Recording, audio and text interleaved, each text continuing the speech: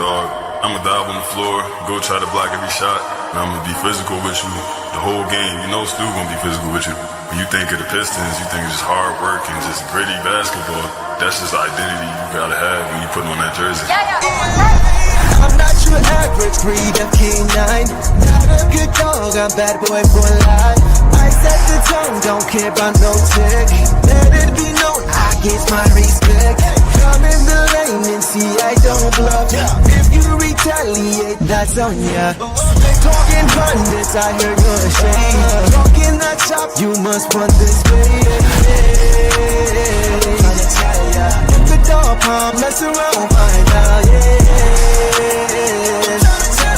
if the dog palm, mess around, find out,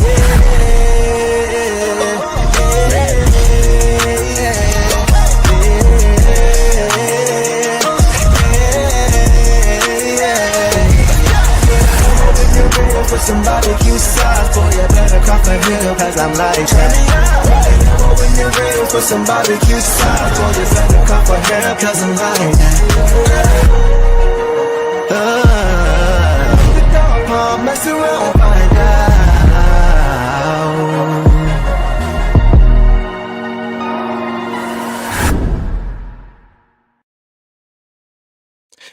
Detroit basketball. What up, though, everybody? Welcome back to another episode of the Downtown Dude Show. So, guys, the Pistons just finished up their second Summer League game against the Houston Rockets. Guys, another wire-to-wire win. Another wire-to-wire win, man. They dominated this game tonight. They beat the Rockets tonight 98-83, and it was a good game to watch, man. It wasn't the cleanest of games, but the defensive intensity, man. The culture this team is building looks so good. Looks really good so far. So the Pistons are now 2-0 in Summer League. First of all, shout out to you guys who are here in the chat. I see you guys. Shift Guy says Demon Holland for sure. Yo, Jenkins played great tonight, says Master Blee. Yes, 2-0 so far, Detroit Red. Yeah, man, so things are looking really good so far in Summer League for the Pistons. They are keeping their foot on the gas, 100%. So, guys, as always, I want you guys to be part of this conversation, so make sure you guys are active as you always are. If I miss your comment, repost it, put it in caps, super chat, whatever y'all want to do. Let's get into this game, man. So, initial thoughts, right? You guys know I also always start with my initial thoughts.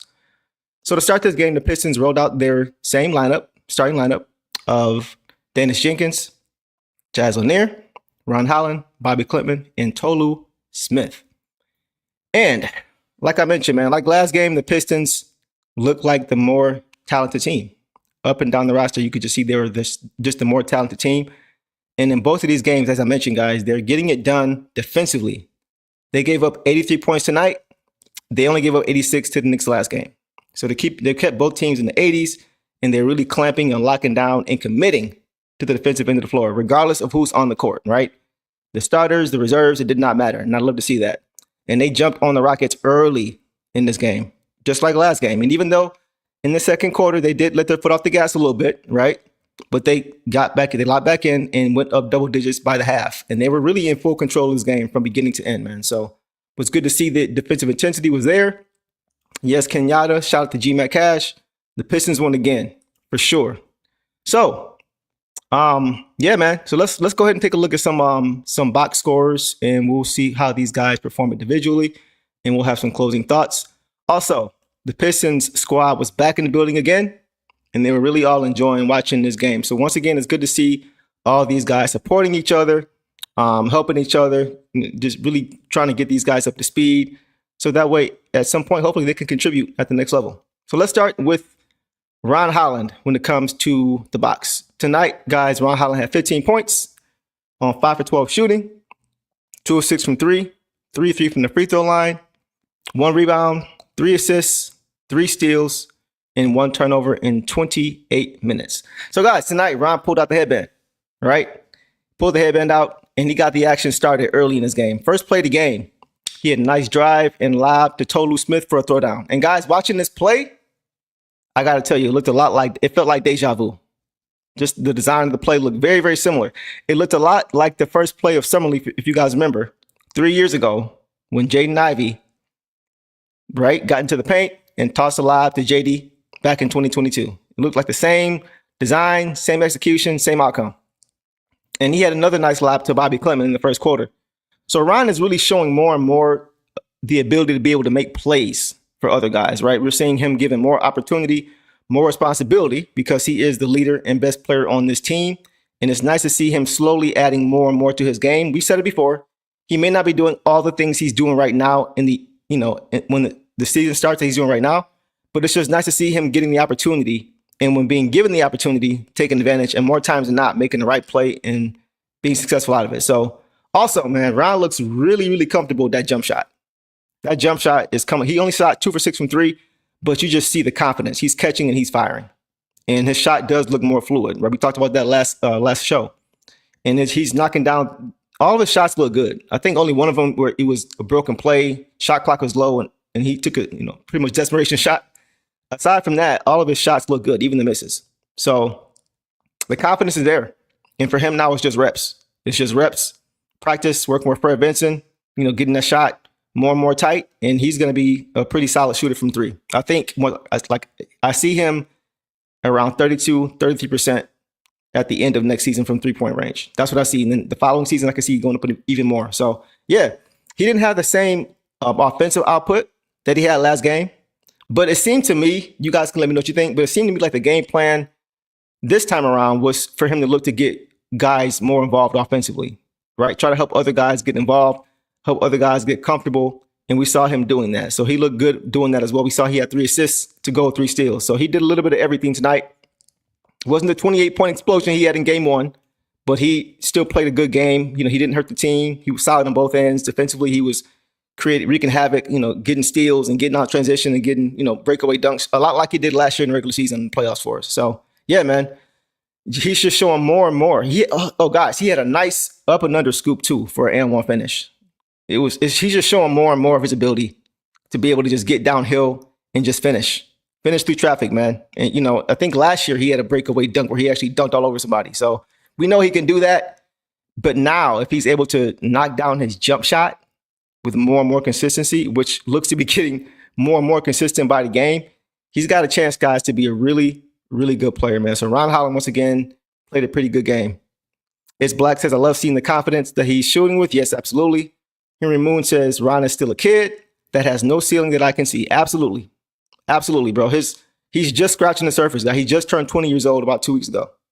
So to see him doing the things he's doing and to see the ability that he has, the things that he's capable of doing right now, it's about really just polishing a lot of those different things and really just, becoming more efficient with it and more consistent. He's going to be good.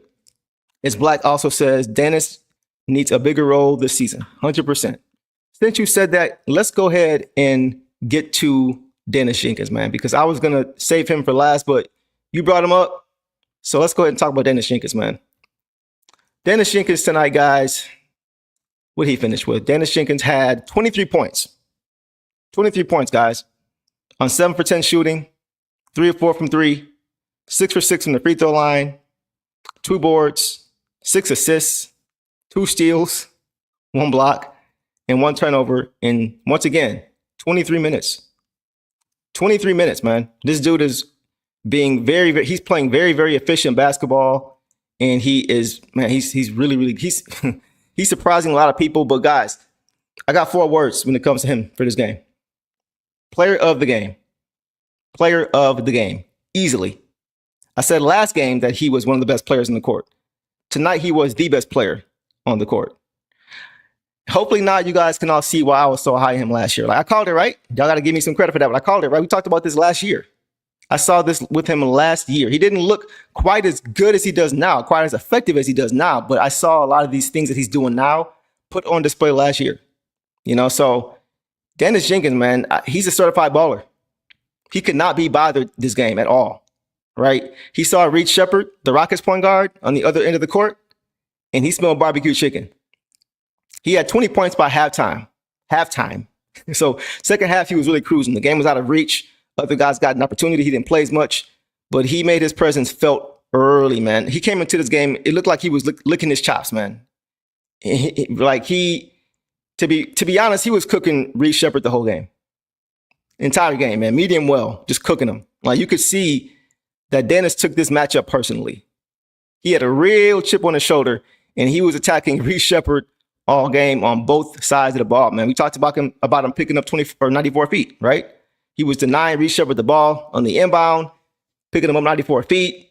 Like we talked about, he was knocking down shots over him. He had a 4-point play where Sheppard challenged the 3-ball, kind of slid up under him, and then it still knocked it down it didn't even touch the rim. It was just string music.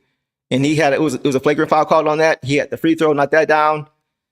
So he just really dominated that matchup. And later in the first quarter, he stole the ball in an inbounds play and took it coast to coast for an and-one dunk, again, on Reece Sheppard. Man, so both players, I think the reason he has such a big chip on his shoulder and really came into this game the way he did is because both of these guys, and Reece Sheppard and Daniss Jenkins, both of their careers in the NBA began last year, right? And Reece Sheppard was picked 3rd overall in last year's draft, for those who remember, as opposed to a guy like Daniss Jenkins, who went undrafted and was given an opportunity from Trajan Langdon, undrafted. So you could see that tonight, Daniss looked like he wanted to really prove that the draft position, or lack thereof, in his case, is not at all indicative of the caliber of players that these guys are, right? Not at all. There's no way that Reece Sheppard is, that much better. There's not that much of a gap between a number 3 pick and somebody going undrafted at all. And you could argue that he's better than Reece Sheppard. I think he's a better player than Reece Sheppard on both ends of the court, right? Reece Sheppard is a little bit undersized. If you got size, if you got physicality, you can kind of bully him a little bit. And even though Daniss Jenkins isn't that much bigger than him, I think Daniss is 6'3", 6'4", he still was imposing his will with his physicality. He's more athletic. He's just as quick. He's just as long. He's just an all-around good player. He's just as good, if not better, than Reece Sheppard. And he showed it tonight, man.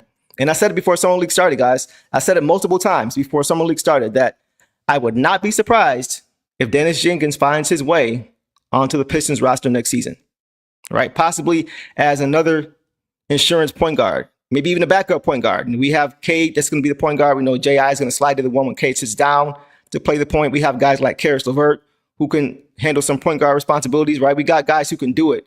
But Daniss Jenkins is a pure point guard. He's not a combo guard. He's a point guard. He is literally a point guard. So I do think, guys, that he is going to find his way onto the rotation. Like I've said numerous times in the past, he has that ability to be able to get there. And I think his time may be now. And he's coming out here in the mission, guys. You can see he's got that look in his eyes. He's talking trash. He's doing all the things you want to see. He is making his presence felt. So I love to see that. Love to see that from Daniss Jenkins, man. And he is going to be a part of this team going forward. Shout out to Daniss Jenkins, man. Played a great game. He's been great all Summer League. Was great all Summer League last year. And he's been a model of consistency. He has been a model of consistency, man. So shout out to him for that. Let's see what you guys think about how Daniss Jenkins played. Do whatever Everlist says. Jenkins always been exactly. He's always been solid. He's always been solid. He's never a guy that's going to hurt you on the basketball court. He takes care of the ball. He's not a guy who was very turnover prone. I think tonight he had one turnover again tonight. He had 6 assists and 1 turnover.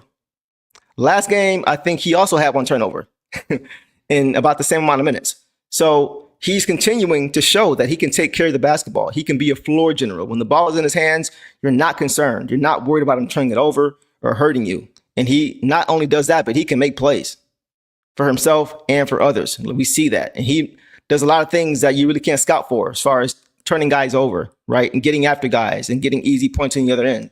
A lot of things that we saw Ron Holland do last year, we're seeing Daniss Jenkins do. Just the intangible plays that he continues to make.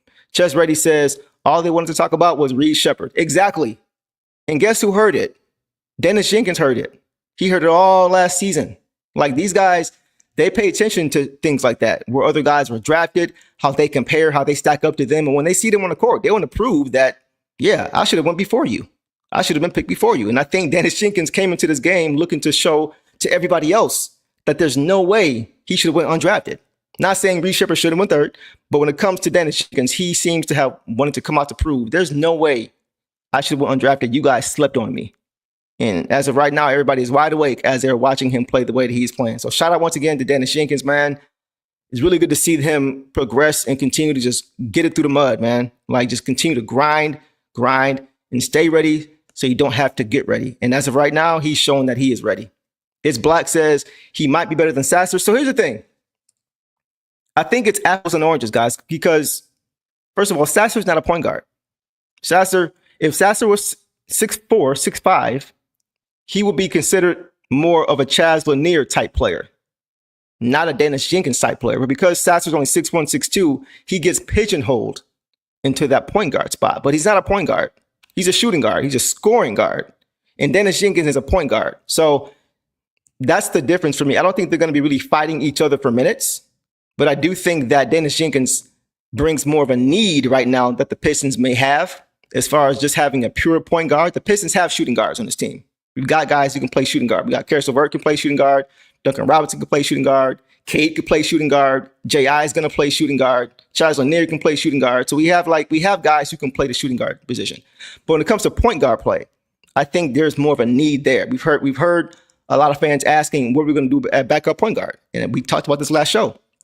I think Daniss Jenkins could be that backup point guard. I think he can be that guy. I've always felt he could be that guy. So it's nice to see him showing that he can be that guy now. So when it comes to Jenkins versus Sasser, it's not really a comparison. I hear what you're saying. I think he may have a more of a shot to have a role on this team because of the reasons I just mentioned as far as the point guard versus the shooting guard as far as necessity and need, right? But I do think that he has an opportunity because I've heard fans, like I said, talk about guys like bringing Marcus Smart, for example, right? A defensive first point guard who can be a floor general and help you out and get things done for you, which at this stage of his career, he could still do. The contract isn't great. I think he's at $23 million, but the point is that there were fans who were concerned about that. Daniss Jenkins is the answer. Daniss Jenkins is the answer. So I don't think that much of a comparison is there with that. It's black, but I do hear what you're saying. I think by position, you could say so, right? By position, you could say that. But yeah, I think he's going to get his opportunity. Nikki says Jenkins earned a rise. Yeah, you guys get it now. It's good to see it that everybody is paying attention to these guys, man, because they deserve our attention. Bravo says, I play Jenkins at backup point guard, honestly. Yes, 100%. Sarah Boss says, 100% agree. Jenkins behind Cade and Sass as shooting guard for sure. Yeah, and Sarah, it's going to be hard for Sass, I think, to get some minutes because we have more guys who can play shooting guard than we have guys who can play natural point guard. We have guys who are capable, like I mentioned, of playing point guard. But I just like the level of comfortability that we would have if we have a guy like Daniss Jenkins be able to come in and just hold the fort down, right? If you have a lead, keep the lead when you sit back down, right? If you're down, when you come into the game, try to cut the deficit down when you leave the game. Those are the things I'm looking for him, just to be steady, to keep the offense flowing, allow guys like Cade and Jaden to get rest and not have to rush back into the game. Like we saw Cade had to do a lot last year when Jaden went down before Schroeder got here. We saw Cade playing 40 minutes a game, 42 minutes a game, 43 minutes a game. And that's, if you notice, that correlated with his field goal percentage dropping because he was tired. He has so much responsibility, right? So that point guard play behind Cade, behind Jaden, that's going to be important. And I think Daniss Jenkins is proving, guys, once again, for the 1,000th time, that he can be that guy. Bravo says shepherd or sheep. Man, Daniss Jenkins had him look like a sheep today. Bah, it was kind of ugly today for Reed Shepherd. I'm not gonna lie to y'all. It was pretty ugly. I feel sorry for the Rockets for picking sheep at 3. So Bravo, we calling him sheep now. Not shepherd. Was Daniss Jenkins a shepherd today for Reed? All right, guys, y'all get the point, man. Y'all get the point. Let's go ahead and move on to our next guy, Bobi Klintman. So tonight, guys, Bobi Klintman had 7 points on 3 for 8 shooting, 1 for 4 from 3, 9 rebounds, 1 steal, 1 block, 3 turnovers in 28 minutes. So, guys, Bobi had a tough game offensively. He was not in sync this game. He was out of sync. He did make some nice plays. He did make a handful of nice plays, but compared to last game, this was very much an uneven game for him, right? He made some really nice passes, though. That's one thing that's been his constant, is his passing, his vision, right? They didn't all end up in scores, but once again, you could just see the vision that he has. He really has good vision, especially as a power forward at 6'9", 6'10". His vision is very much so one of his strengths. He's very accurate, too, with his passes. It's not to where he can only see it, but he also is very, very on time and on target with a lot of his passes. And that allows him to get the ball into tight spaces. A lot of passes you would see guys where they're at a player's feet or guys are able to get their hands on balls and things like that. But his delivery of his passes allows them to get through when a lot of time you will see it be a result in a turnover. So I like that he has the vision, and I like that he's very accurate with his passes. And then defensively, he is much improved, guys, over last season. That for me was his biggest area of need of improvement. And I still think that's the case, right? But he's gotten much better. He has gotten much better just with his defensive intensity. A lot like with JD, for example, who we'll talk about later. But to start the season last year, it seemed like JD really hadn't 100% committed to being just a defensive interior presence, right? He was more focused on getting buckets and getting touches, just touching the ball offensively. But once he locked in, he became a totally different player. And the same for me kind of applies to Bobi Klintman, because this season we see him just committing so much more to the defensive side of the ball, just as little things, denying the ball, right? He even drew an offensive foul trying to deny the ball on one play, right? And he also had a nice weak side block again. He had a nice weak side block in the first game. He had a nice weak side block again. And just his challenge after him, he's playing very big. He's playing a lot bigger than he is. He's playing like he's 6'9", 6'10", and not 6'6", 6'7". A big part of that is he put on weight. He got stronger. Another thing I wanted to see him do, we saw the last couple of games of the season when the Pistons had the back-to-back against the Bucks, when he got some time, extended time. Defensively, you could see he needed to really grow, which is normal for a first-year player, right? But he needed to get stronger, he needed to get bigger, and he definitely has shown that that's paying off for him. He's been in the weight room, you can tell, and he's become more of a defensive presence in the paint especially. But his defensive awareness overall is just really improved. And the commitment, like I mentioned, is very much so there now. And honestly, that's what he's going to need to bring every night if he's going to be the backup forward that I think he can and will be. He's going to have to be a willing defender, man. He's going to have to rebound the ball well in the paint. And he did that last game. I think he had 11 boards last game. I could be wrong, but he had a high number of rebounds. Tonight he had 9. So once again, even though he wasn't scoring the basketball, he was still locked in defensively. A lot of times you'll see guys around the league, they're good scorers, but if they're not getting their touches, if their shots not falling, if they're not in a rhythm, you see that affect the defensive side of the basketball to where they don't have the same amount of effort that they're giving. And then you'll see guys sometimes kind of trotting down the court defensively, and then their teammates will get a stop, and then guess who's on the other end open for a dunk because they didn't get back defensively, that offensive player, right? So we're not seeing that with Bobi. We're not seeing that with him. Even though he didn't have a great offensive game, he's still committing to that defensive side, to the defensive side of the basketball. And as far as offensively, he's going to have to pick his spots when they're there, right? Bobi is not a high flyer. Right? He doesn't have a ton of explosion at the rim. He doesn't have the quickest of first steps offensively. He can attack closeouts, but mano a mano, man on man, at the top of the key, he's not going to be a guy who can just get by his guy easily, right? And he's not a great finisher at the rim yet. Last game, we saw one of his shots get pinned off the backboard. And tonight, he had a few shots at the rim that didn't fall for him. So those are things he still has to work on, right? He's not a player who's going to take you off the dribble and put you on a poster like Ron, right? It's not his game. His body just isn't built that way. It's not set up that way. So if he's going to be the backup forward for the Pistons, he's going to have to focus on being a playmaker, right? A facilitator, like we talked about earlier, and then just knocking down open shots. And I think those 3 things he can do, right? Playmaker, facilitate for others, knock down open shots as far as offensively. And then defensively, be a willing defender, move your feet, play big in the paint, rebound the basketball, help side defense when it's there, defensive rotations when they're there, which he can do because he's a high IQ player. So I think those very specific things are what we're going to see him focus on. And that's really all he would need because we have guys on the Pistons who can do other things. With the Summer League team, he's one of the go-to guys, right? Just to run the offense through, to be offensive hub. But with the Pistons, he's not going to be required to do that.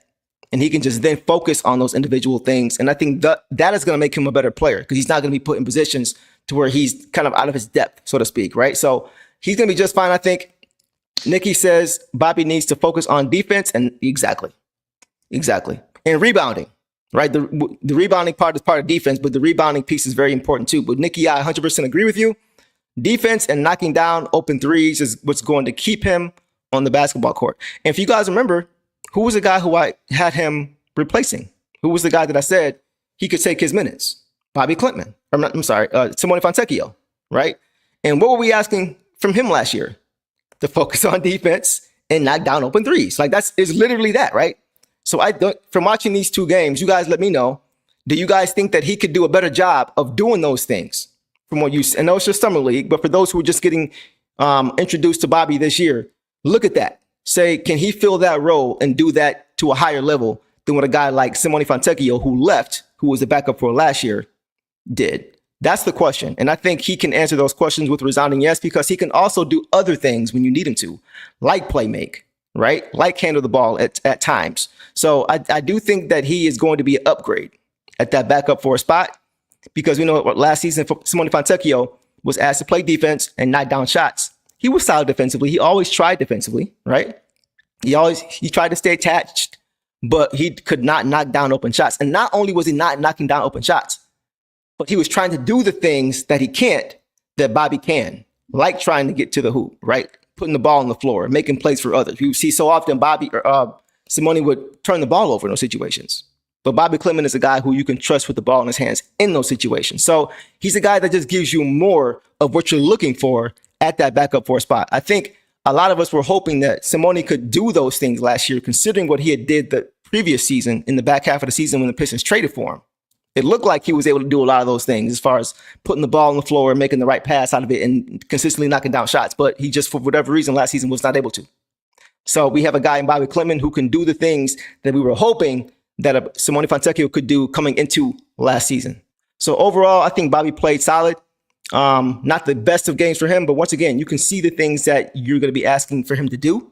And if he continues to do those consistently, he's going to be just fine. Let's get to a few comments, and we will move on to the next guy. Okay. You guys are saying you want Trey Lyles to back up for? I mean, do we really need it? We already got a guy who can do a lot of those things that Trey Lyles gives you. I think Trey Lyles shot 35% from three last year.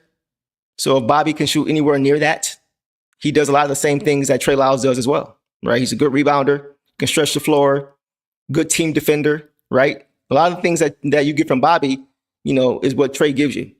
So yeah, let's go ahead and keep it moving. Shannon says Klintman ain't ready yet. So Shannon, let me know why you think he's not ready yet. Is it because, let me know what those reasons are, because I think the things we're seeing him do, the mistakes we're seeing him make, are because of what he's being asked to do. And I think those things are not going to be required of him as the backup four. You got to look at what he's going to be asked to do for that team, for the Pistons, not for this team. So you're looking for things that he can give you, and then you're looking at the areas he needs to work on and saying, can he give you the things you need to get out of your backup four?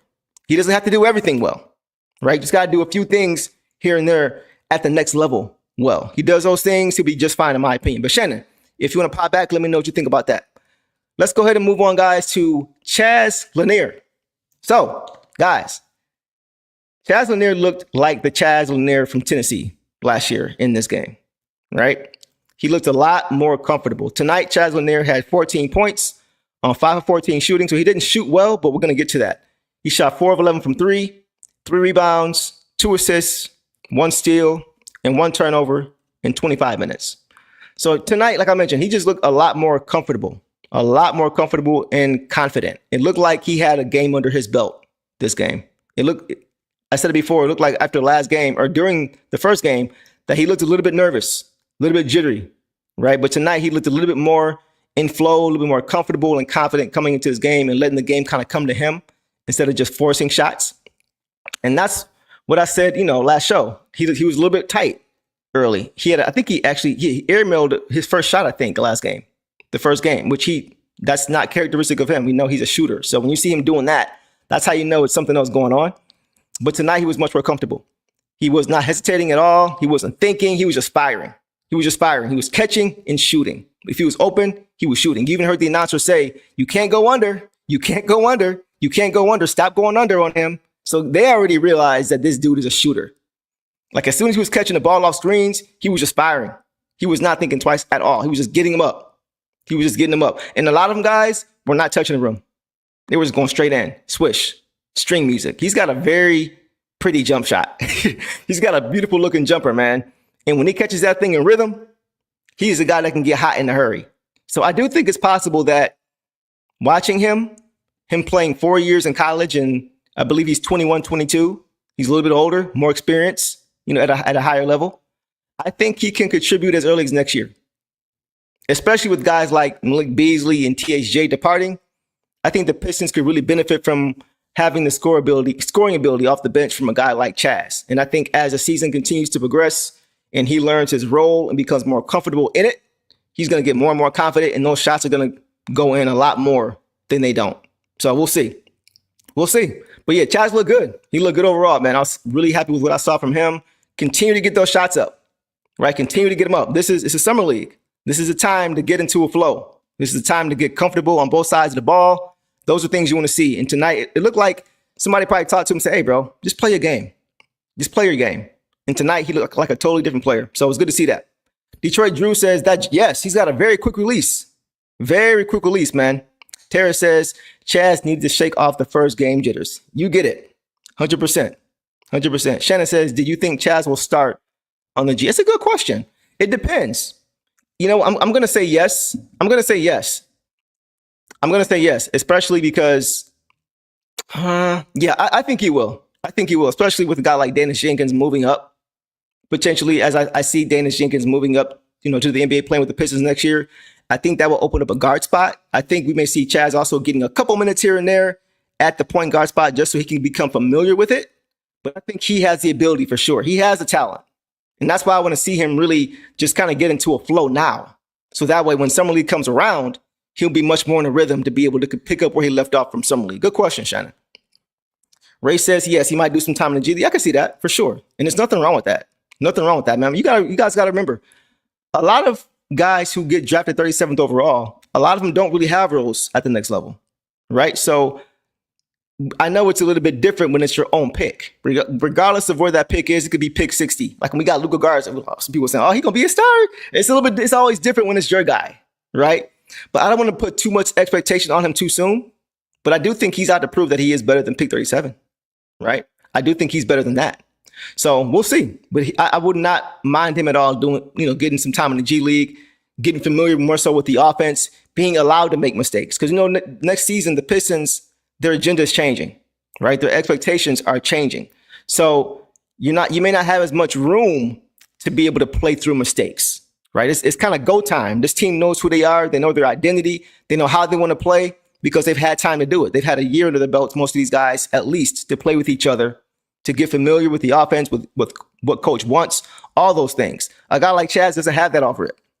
So the mistakes would be more, it would happen more often, right? And I think at this point, it's good to allow him to play in the G League, to make those mistakes, to get it all out, to understand how to play this game and not be having to worry about whenever you make a mistake or turn the ball over, you look at your bench. Am I getting pulled? No, you can just play free with the crews. And I think he deserves that opportunity. And it'll be good for him. It'll be good for him. Shannon says Draymond Green was 35. Yep. The Joker was 41. Right. And I'm not saying he's going to be a guy who comes into the league and sets it on fire. But to Shannon's point, you can find some gems in that second round. I think we found one last year in Bobi Klintman. And I think we found one this year with the same pick at 37 in Chaz Lanier. So we'll see. Let's get a few more comments and then we'll keep going. Classic 76 says, Jenkins and Tolu Smith. Seriously, stop playing around and bring those guys up. We've been screaming for a big, and they have an agile big right there in Tolu Smith. Yeah, that's a good point, Classic 76. I definitely think that we need to pay more attention to those guys. You mentioned Tolu Smith, so let's go ahead and get into Tolu Smith. Tonight, Tolu Smith, guys, had 15 points on 4-7 shooting, 7 for 8 from the free throw line. That's pretty impressive for a big man, a true 6'11", 7 foot. 240, 250 big man. He also had 12 rebounds, 4 assists, 2 blocks, 2 turnovers in 23 minutes. So guys, Classic 76 has a good point. And I must say, Tolu Smith looked much more comfortable this game. He played good last game. He played solid last game, but he just looked more in tune this game. He looked much more confident and much more comfortable and in a rhythm. This game, the first game jitters are a real thing, man. These guys are trying to earn a spot for a lot of these guys, this is the pivotal point in their NBA career, in their basketball careers. So it's easy at times to try to do too much by trying to stand out, right? Trying to stand out. We know for Summer League, a lot of time is for guys to either develop, right? Or to see if they can latch on with a team by standing out, right? So this is a big time for a lot of these guys, but I love the guys who, despite that, still are willing to play within the construct of the offense. Still trying to do the things to help your team win. Still making the right plays. Not trying to make the highlight plays to grab somebody's attention, because that's not team ball. Even if you are trying to get to that next level, right? It's always got to be team first. So to see guys like Daniss Jenkins do that, just continue to play winning basketball, and then let everything else figure itself out as a result, right? That's the things you want to see. And tonight, Tolu Smith, he looked very, very comfortable in this game. He, like I mentioned, he was much more aggressive on both sides, but 4 assists, man. That's impressive for a big man. And he made some nice passes. He had one pass out of the post to a cutting Daniss Jenkins for a dunk. So just his vision, he had a nice bounce pass right on time, on target. So he showed the ability to do some things other than just rebound and finish, right? He also showed the ability to push the ball up the court. Now, let me be clear. I talked about this last year when I saw JD doing it. I don't like seeing my centers bringing the ball up court unless the last team is Jokic, right? Like unless you're a point center, I don't want to see that. But once again, he did show that he has more ball handling ability than I thought. A few times he was grabbing and going. He was boarding and pushing, grabbing the rebound and just pushing the ball up court as a big man, full speed. So once again, I don't want to see that from my big, but I did see that he at least he wasn't bobbling the ball or anything like that. He has ability to push the ball or to do some ball handling for you if you need it in spots. So it was good to see that, man. Tolu Smith looked pretty good. He was finishing well around the rim.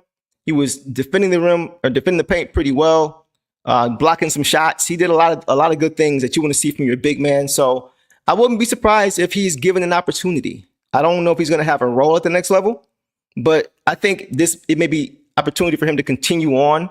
And, if injury happens, then you have a guy that can come in, or if we're playing a really big team, you have a guy just who's big, who can be physical. Or we have Paul Reed, but I think Paul Reed is also 6'9", 6'10". So you still need more size. You still need more length in that painted area. And we saw last year in the playoffs, the Pistons kind of struggled with that when, we had guys like Isaiah Stewart go down. We had to rely on JD and we had to rely on B-Ball Paul. So having another big, I think, will be really impactful for this team too. And I think Tolu Smith can just come in and not be glamorous, right? His game is not glamorous. He's very much a physical player. He wants to oppose his will in that painted area, and he knows who he is. But also, he knocked down his free throws. 7 for 8 from the free throw line is very encouraging for a big man. Very, very encouraging for a big man. So he does have some things that he can bring to the next level, and hopefully he continues to grow. And, if the opportunity presents itself, he can find himself on the floor. So we'll see what happens with that. Shannon says, yeah, love Tolu Smith. Hope he makes the main roster. Tolu Smith is a tree. He can't move laterally, and that's the only thing. I disagree with that, Derek. I don't think. I think he actually does move pretty solid for a big man. He's not a guard, so he's not gonna have guard speed, and he does have pretty good foot speed. Offensively, he had a nice spin move for a dunk that I think it was last year. Nice spin move dunk. So he's not the greatest, right? But I think he's good enough. And I think he's able to guard the pick and roll pretty solid as well, as far as being able to hedge, stay out long enough, but also stay attached to his guy to prevent the alley-oop, right? So he does present some things that I do think the Pistons could use in spots when, like I said, Pistons are in foul trouble or they're playing a big team. So we'll see. Phantom of Darkness says, Tolu Smith played like he was trying to avoid being the next Simone Fontecchio. Y'all are sick, man. Y'all are sick. If you want glitz and glamour and glitz, go to the NBA or go to LA. We're all great. Exactly. Yeah, he fits our style of play. He fits the Pistons style of play, right? And that's what you really want. You want to see guys who are going to fit, who are going to commit and be consistent in whatever role you give them. And I think he can be a guy, given opportunity if we need, he can do that for us. All right, so let's go ahead and move on, guys, to our last guy. And this guy is actually a guy I wanted to kind of comment on and talk about a little bit because I kind of admired what I saw, and that's Zakai Zeigler. And this is actually a teammate of Chaz Lanier at Tennessee, right? And he played pretty solid tonight. He had 7 points. He's a point guard, by the way. 7 points on 3 for 9 shooting.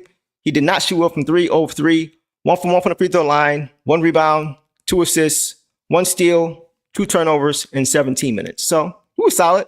He had some nice finishes at the rim. I think he's what is he, about 5'9", I think? Yeah, so he had some nice finishes over some trees at the rim.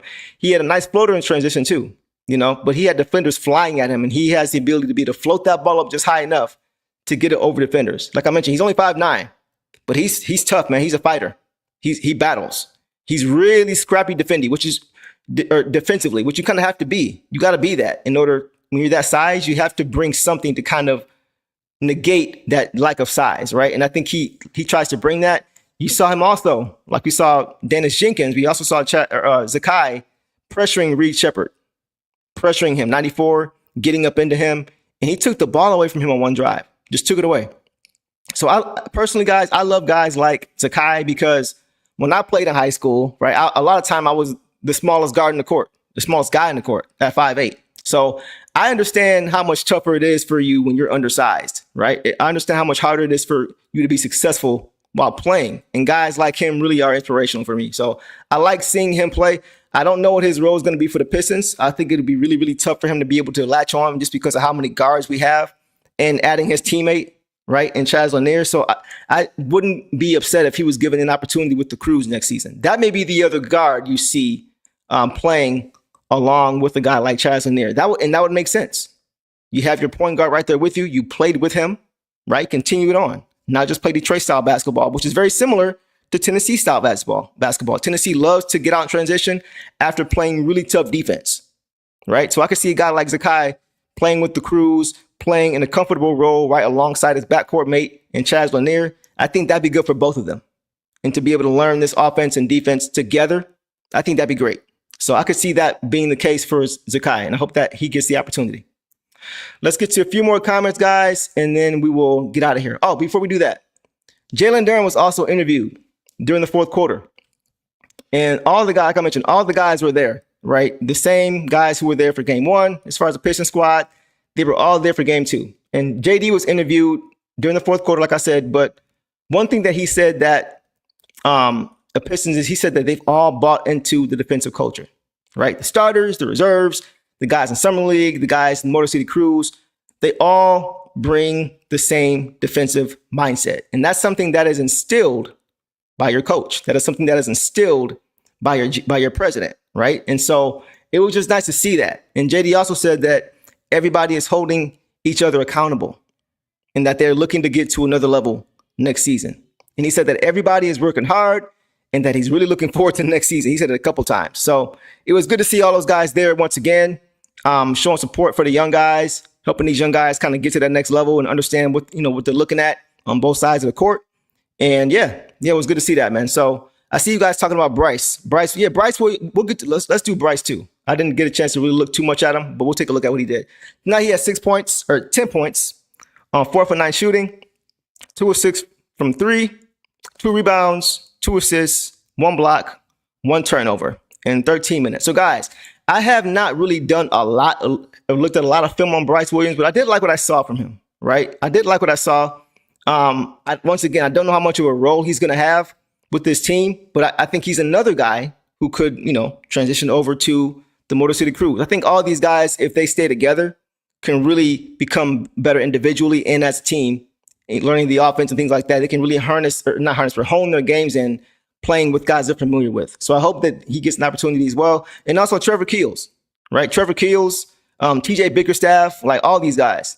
I hope they get an opportunity to move on to the Summer League squad. So yeah, man, it was an overall good game. Once again, the Pistons, they beat the Houston Rockets 98-83, shutting them down with their defense and really getting after it. And yeah, they dominated this game from beginning to end. So we'll get to a few more comments, guys, and then we will call it a night. PD Mac says, I am sold on Jenkins. We good in the point guard department. Yes. Yep. We need the backup 4 and we good. So you must not be high on Bobi Klintman being that backup 4, PD Mac. If not, let me know real quick and then we will call it. Marvin says, give Jenkins a contract. Absolutely. Y'all know the vibes, man. Y'all know the vibes. I'm happy to see him doing what I thought he was going to do a year ago. So it's great to see that. Devon says, I like Bobby's playmaking, but his effort is kind of bad in my opinion. He needs to shine more in my opinion. Not tripping, but need more. I thought the effort was there, Devon. I thought the effort was there. I just think he's understanding still that like there's certain things that he needs to focus on, right? I don't want to see him at this point trying to do too much driving to the hoop and finishing.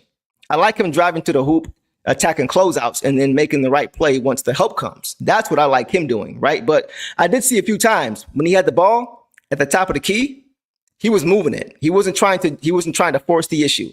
I think he's understanding now more than, that he doesn't have that burst to be able to just get by guys, right? He has to kind of manufacture his offense and be smart about when he is attacking at the top of the key. And like I said, I think attacking closeouts is going to be best for him. When the ball is moving and guys are flying at him, now you can pump fake, get to the rim, and when the help comes, he knows how to make the right pass. We saw last game, he made a behind-the-back pass in that situation to Tolu Smith for a nice, easy layup. So that's what I want to see him doing. Those offensively, that and knocking down shots, I think is where he's going to be best, aside from, of course, making the right play and using his vision. So we'll see. We'll see how it looks, and we'll go from there. Marvin says, get a vet to compete at the 4 with Bobby. Okay, I'm not mad at that. Not mad at that at all. Yeah, man, so we'll go ahead and call it. Bravo says, is Bickerstaff a JB son or cousin? That's his nephew. He's a tough dude, too. We saw him getting into it. I think he took a hard foul from somebody, and he kind of got into his face a little bit. He didn't appreciate that at all, right? And he didn't have I don't think he scored in this game, but he brings that toughness, right? He's kind of in the mold of an Isaiah Stewart kind of guy, I think, as far as his role. He's not like a crazy athlete. He doesn't have, a crazy explosion off the ground. He's not ridiculously quick, but he's compact and he's strong. He's a strong guy, tough dude, right? And I think his physicality is what's going to be his calling card. Classic 76 says, Bobby is finesse. I need more grit and grind. Okay, I'm not mad at that. I hear you on that one. Derek Barnes says, like others have already said, Klintman has to get stronger and stop turning down shots in the paint. He tends to overpass. Once again, though, I'm not mad at the overpassing because I think that's going to be more his role at the next level, right? Knocking down open shots and moving the ball and making the right play. I don't think he's going to be a guy who's going to be getting into the paint, scoring over guys, I don't think that's his game. But I do agree that we could use a little bit more physicality from Bobby. So I'm with you guys on that one. So we'll call it there, guys. That's all we got for this episode. The Pistons' next game is Tuesday, July 15th against the Minnesota Timberwolves at 4 p.m. And we will be right back here to break it all down. But yeah, like I mentioned, guys, talk to me in the comments. You guys had some good points you guys mentioned in this game, so keep those coming. Talk to me in the comments and let me know what you guys saw in this game. Let's keep this conversation going. So y'all know the drill, man. I appreciate you guys hanging out with me, and I will see you guys next show. And y'all know the drill, man. Detroit versus everybody. Peace. See y'all too. And when you knock me down, I'm getting back up. Cause when I step on the floor, you know your time's up. I'm on my way up and I'm not gonna stop. We headed straight to the top in the low. I gotta face it, I got no time to waste it. It's my time now.